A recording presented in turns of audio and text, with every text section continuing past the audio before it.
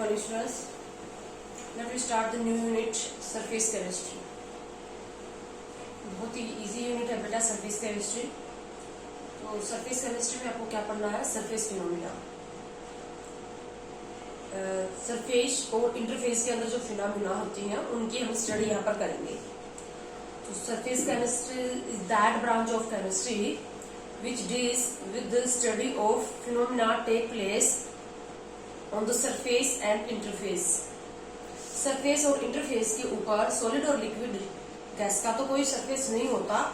Solid और liquid के surface और इंटरफेस में होने वाले फिनोमिना की स्टडी हम इस यूनिट के अंदर करेंगे। इंटरफेस क्या होता है? दो सरफेस के बीच का जो एरिया होता है उसको हम इंटरफेस कह सकते हैं। जैसे यहाँ पर ये सरफेस है, ये एक सरफेस है, तो इनके बीच का जो जगह है उसको क्या कहेंगे हम? इंटरफेस। जहां पर दो फेज आपस में टकरा रहे हैं, जैसे यहाँ पर क्या है, ये सॉलिड है और यहाँ गैस है, तो सॉलिड और गैस के बीच की जो जगह है वो क्या कहलाएगी? इंटरफेस। या सॉलिड और लिक्विड के बीच की जो जगह है, यहाँ पर हमारे पास लिक्विड है, तो सॉलिड और लिक्विड के बीच की जो जगह है वो क्या कहलाएगी? इंटरफेस। दो फेज के बीच का जो गैप होता है या जो पैरेज होता है वो क्या कहलाता है? रीजन क्या कहलाता है? इंटरफेस। तो इस सरफेस केमिस्ट्री के अंदर हम जो अब स्टडी करेंगे, एक तो हम एडजॉर्प्शन स्टडी करेंगे क्योंकि एडजॉर्प्शन एक सरफेस फिनोमिना ही है। अभी हम आपको डिटेल से एडजॉर्प्शन करवाऊंगी। उसके बाद हम कोलोइडल स्टेट ऑफ मैटर को डिटेल से करेंगे। तो हमें दो ही पार्ट इस यूनिट के स्टडी करने। बहुत ही इजी सी यूनिट है, पूरी थ्योरेटिकल है। कोई ऐसी चीज नहीं है जिसके अंदर बहुत हाई यहाँ पर ऐसी बात आ जाए जो तुम्हारी समझ से बाहर रहेगी। बिल्कुल एक बार जानते ही समझ में आएगा सब। तो सबसे पहले हम स्टडी कर रहे हैं एडजॉर्प्शन, क्योंकि सरफेस फिनोमिना ही हम इस यूनिट में पढ़ेंगे। ठीक है, तो एडजॉर्प्शन। अब एडजॉर्प्शन का क्या मतलब होता है? आप लोगों ने एब्जॉर्प्शन तो अब तक सुना होगा, एडजॉर्प्शन नहीं सुना होगा। Every liquid and solid has a tendency to attract the particles and retain them on its surface. This is called adsorption. Her solid और लिक्विड क्या करना चाहता है? अब जैसे हमारे पास कोई सॉलिड पड़ा है या कोई भी लिक्विड पड़ा है, तो सॉलिड या लिक्विड है, जैसे ये सॉलिड है और ये लिक्विड है, तो इसका सरफेस होता है सॉलिड और लिक्विड का सरफेस। तो सॉलिड और लिक्विड से अब ये बाहर के जो पार्टिकल होंगे वो इनको अपनी तरफ क्या करेगा? अट्रैक्ट। क्यों करेगा अट्रैक्ट? अगर एडजॉर्प्शन का कारण तुमसे पूछ लिया जाए, एडजॉर्प्शन होता क्यों है? ये सॉलिड और लिक्विड जो है वो अपने सरफेस के ऊपर क्यों दूसरे पार्टिकल को अट्रैक्ट करते हैं? एडजॉर्प्शन होता क्यों है? कारण क्या है? कॉज ऑफ एडजॉर्प्शन क्या होगा? It is due to surface tension. इसका एक ही आंसर आएगा, सरफेस टेंशन की वजह से। सरफेस टेंशन को आपको डिटेल से आपने पढ़ा होगा। सरफेस टेंशन में क्या होता है? अब देखो, आपको ये पता है कि हर सब्सटेंस के पार्टिकल के बीच में फोर्स ऑफ अट्रैक्शन होती है। तो जो बल्क वाले पार्टिकल होते हैं, अब जैसे बल्क में यहाँ पर कोई पार्टिकल है, सॉलिड हो चाहे लिक्विड, तो बल्क वाले पार्टिकल के ऊपर तो फोर्स ऑफ अट्रैक्शन जो होती है वो क्या होती है? बैलेंस्ड फोर्स ऑफ अट्रैक्शन लगती रहती है। क्योंकि ये जो बल्क वाला जो पार्टिकल है ये चारों तरफ से दूसरे पार्टिकल से घिरा हुआ है, तो जो बीच में जो पार्टिकल है, बल्क में जो पार्टिकल है, उसके चारों तरफ से बैलेंस्ड फोर्स ऑफ अट्रैक्शन लग रहा है। जितना फोर्स ऑफ अट्रैक्शन इस डायरेक्शन में लगेगा उतना ही इसके अपोजिट डायरेक्शन में लग जाएगा। ठीक है ना? तो बैलेंस्ड फोर्स ऑफ अट्रैक्शन लगा रहता है। लेकिन जो सरफेस के ऊपर जो पार्टिकल है, अब ये जो सरफेस में जो पार्टिकल है इसके ऊपर जस्ट क्या होता है? इनवर्ड फोर्स ऑफ अट्रैक्शन लगता है, क्योंकि इसके ऊपर तो पार्टिकल है नहीं।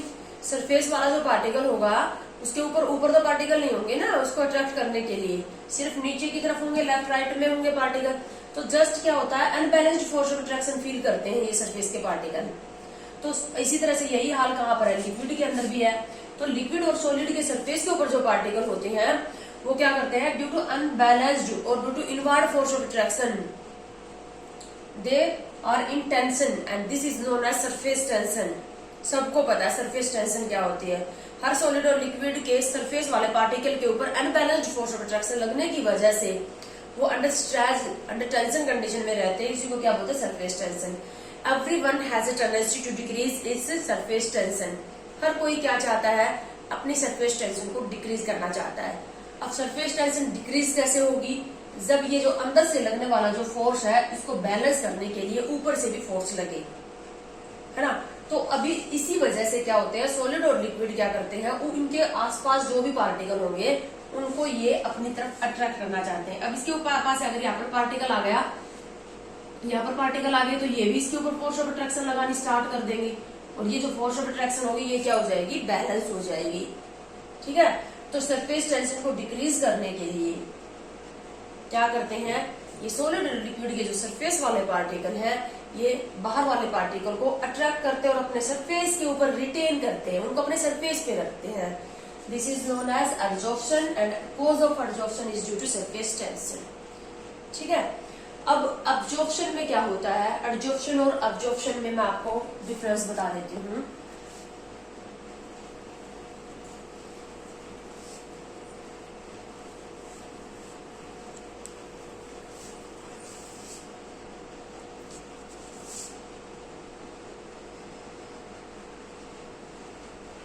Absorption and adsorption।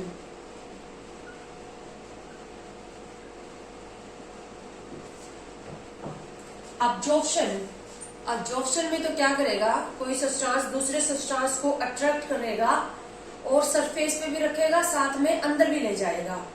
तो अब्जॉर्प्शन में क्या होता है, अब जैसे हमारे पास यहाँ कोई पार्टिकल, कोई सब्सटेंस रखा है, सॉलिड या लिक्विड रखा है, अब ये इन दूसरे सब्सटेंस के जो पार्टिकल होंगे उनको क्या करेगा, बल्क में भी ले जाएगा, अंदर भी उसको ऑब्जॉर्ब कर लेगा और सरफेस पे भी रखेगा, सरफेस पे भी रखेगा, बल्क में भी लेके जाएगा, होगा अब्जॉर्प्शन। जबकि एडजॉर्प्शन में क्या होता है, बल्क में नहीं जाएगा। अब ये जो बाहर वाले पार्टिकल है ये सिर्फ इसको क्या करेगा, अपने सरफेस पे ही रिटेन करेगा, इनको अंदर नहीं जाने देगा। तो हम ये कह सकते हैं कि absorption is a bulk phenomena, ये एक बल्क फिनोमिना है, जबकि ये क्या है, एक सरफेस फिनोमिना है। अब एक और डिफरेंस है, बल्क फिनोमिना मतलब अंदर होने वाले फिनोमिना। एक और डिफरेंस है अब्जॉर्प्शन और एडजॉर्प्शन में। अब्जॉर्प्शन टाइम के साथ साथ रेट ऑफ अब्जॉर्प्शन जो है वो क्या रहेगा, कांस्टेंट रहेगा, but rate of adsorption decrease, rate of adsorption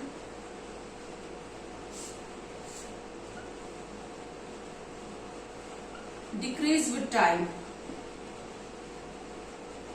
while rate of absorption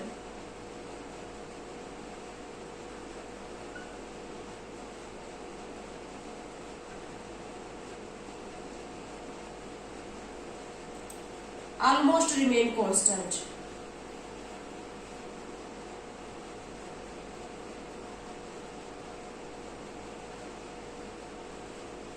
almost remain same. क्या कारण है, अब अब्जॉर्प्शन में तो क्या हो रहा है, जो पार्टिकल हैं वो सरफेस पे आएंगे, अंदर चले जाएंगे, फिर और पार्टिकल आएंगे और इसी तरह से फिनोमिना चलती रहेगी। लेकिन एडजॉर्प्शन में पार्टिकल सिर्फ कहाँ पर रह रहे हैं, सरफेस पे रह रहे हैं। तो जब सरफेस टाइम के साथ साथ सरफेस कवर्ड होता जाएगा, अब टाइम के साथ साथ जो सरफेस कवर्ड होता जाएगा तो एडजॉर्प्शन का रेट भी धीरे धीरे क्या होता जाएगा, डिक्रीज। तो पूरा सरफेस कवर हो जाएगा तब पार्टिकल कहाँ पर अट्रैक्ट होंगे। तो टाइम के साथ साथ क्या होता जाएगा, सरफेस जैसे जैसे कवर्ड होता जाएगा एब्जॉर्प्शन का रेट डिक्रीज होता जाएगा। बट यहाँ पर क्या होगा, पार्टिकल अंदर जा रहे हैं, आएंगे अंदर चले जाएंगे और आएंगे और अंदर चले जाएंगे। तो अब्जॉर्प्शन जो होगा वो rate of absorption remain same, almost remain same, but rate of absorption decrease with time. इसके एग्जाम्पल ले लेते हैं हम दोनों के। अब क्या होता है, जैसे कि एब्जॉर्प्शन का अगर मैं आपको एग्जाम्पल बताऊं, तो अगर हम यहाँ पर हमारे पास जैसे कि एक क्लोज्ड कंटेनर है और यहाँ पर पड़ा है मॉइस्चर, वाटर वापस पड़े हैं और इसमें हमने रख दिया सिलिका जेल, सिलिका जेल को रख दिया हमने। तो सिलिका जेल, ये जो मॉइस्चर पड़ा है यहाँ पर, इस मॉइस्चर के पार्टिकल को, वाटर पार्टिकल को अपने सरफेस के ऊपर एब्जॉर्ब कर लेगा और थोड़ी देर में इस कंटेनर को बना देगा ड्राई। जबकि अगर हम इस क्लोज्ड कंटेनर के अंदर, जिसके अंदर वाटर वापस पड़ा है, मॉइस्चर पड़ा है, इसमें अगर हम अनहाइड्रस कैल्शियम क्लोराइड रख दें, अनहाइड्रस कैल्शियम क्लोराइड रख दें, तो अनहाइड्रस कैल्शियम क्लोराइड क्या करेगा, इनको पहले एब्जॉर्ब करेगा एंड देन अब्जॉर्ब करेगा। यानी कि फर्क ये होगा, जब तुम सिलिका जेल की पैकेट को बाहर निकाल के देखोगे तो सिलिका जेल की पैकेट सिर्फ बाहर से वेट मिलेगी, अंदर से सूखी मिलेगी।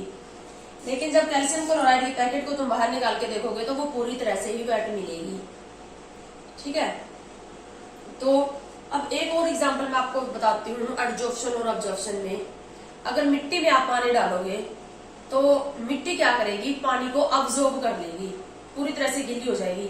लेकिन अगर आटे में अगर आप पानी डाल के रख दोगे, उसको बिना डिस्टर्ब किए आटे में पानी डाल के रखोगे तो आटा ऊपर ऊपर से तो गीला मिलेगा और नीचे से सूखा मिलेगा, जब तक आप उसको डिस्टर्ब नहीं करोगे तब तक।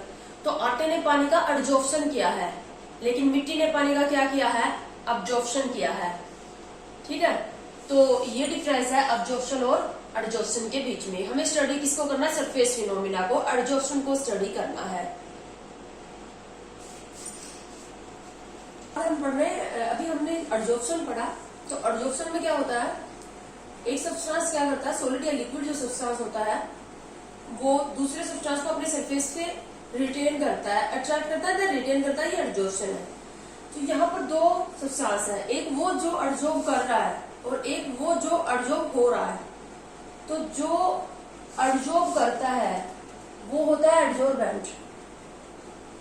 जो सब्सटेंस, जो सॉलिड या लिक्विड दूसरे सब्सटेंस को अट्रैक्ट करता है, अपने सरफेस पे रिटेन करता है, दैट इज कॉल्ड एडजॉर्बेंट।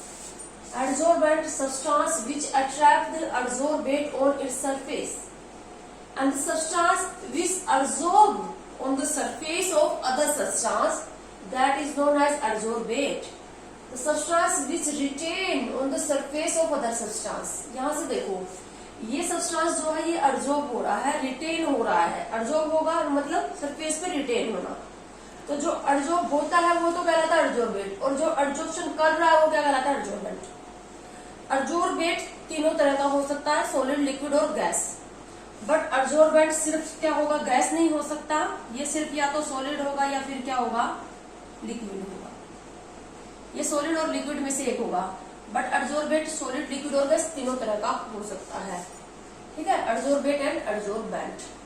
उसके बाद कुछ कॉमन एग्जाम्पल है एडजॉर्प्शन के। एडजॉर्प्शन के कुछ कॉमन एग्जाम्पल जो हम जनरली देखते हैं, जो silica gel is used in laboratory to pick up the moisture and make it dry.